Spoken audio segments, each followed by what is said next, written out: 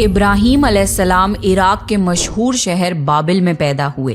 ابراہیم علیہ السلام کے باپ بتوں کو تراش کر بیچتے تھے اور خود بھی بتوں کی عبادت کرتے تھے۔ ابراہیم علیہ السلام نے اپنے باپ اور اپنی قوم سے فرمایا، تم کس کی عبادت کرتے ہو؟ وہ کہنے لگے، بتوں کی۔ ابراہیم علیہ السلام نے فرمایا، جب تم بتوں کو پکارتے ہو تو کیا وہ سنتے بھی ہیں یا وہ تمہیں کوئی نفع اور نقصان بھی پہنچا سکتے ہیں؟ تو لوگوں نے کہا، یہ ہم کچھ نہیں جانتے، ہم نے تو اپنے باپ داداؤں کو اسی طرح کرتے پایا ہے۔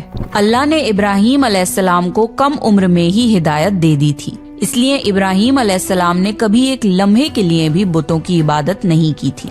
ابراہیم علیہ السلام نے اپنے باپ کو سمجھانے کی بہت کوشش کری اور فرمایا، ابا، مجھے ایسا علم ملا ہے جو آپ کو نہیں ملا، اس لیے میرے ساتھ ہو جائیے، میں آپ کو سیدھا راستہ دکھاؤں گا۔ ابا، شیطان کی عبادت نہ کیجیے، بے شک شیطان اللہ کا نافرمان ہے۔ ابا، مجھے ڈر لگتا ہے کہ آپ کو اللہ کا عذاب نہ آ پکڑے، کہ آپ شیطان کے ساتھی نہ ہو جائیں۔ ان کے باپ نے جواب دیا، اے ابراہیم، کیا تو میرے معبودوں سے پھرا ہوا ہے؟ اگر تو باز نہ آیا تو میں تجھے سنسار کر دوں گا، تو مجھ سے دور چلا جا اور کبھی نظر نہ آئے۔ ابراہیم علیہ السلام نے اپنے باپ سے فرمایا، آپ پر سلامتی ہو، میں اپنے رب سے آپ کے لیے بخشش طلب کرتا رہوں گا۔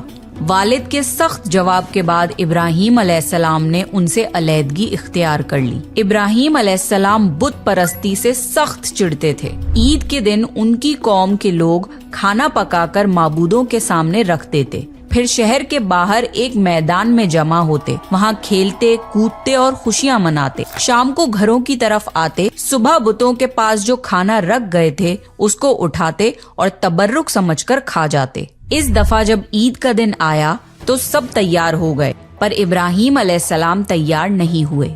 وہ لوگ جانے سے پہلے ابراہیم علیہ السلام کے پاس آئے اور پوچھا، کیا آپ ہمارے ساتھ نہیں جائیں گے؟ ابراہیم علیہ السلام نے آسمان کی طرف نگاہ کی اور فرمایا، میں بیمار ہوں۔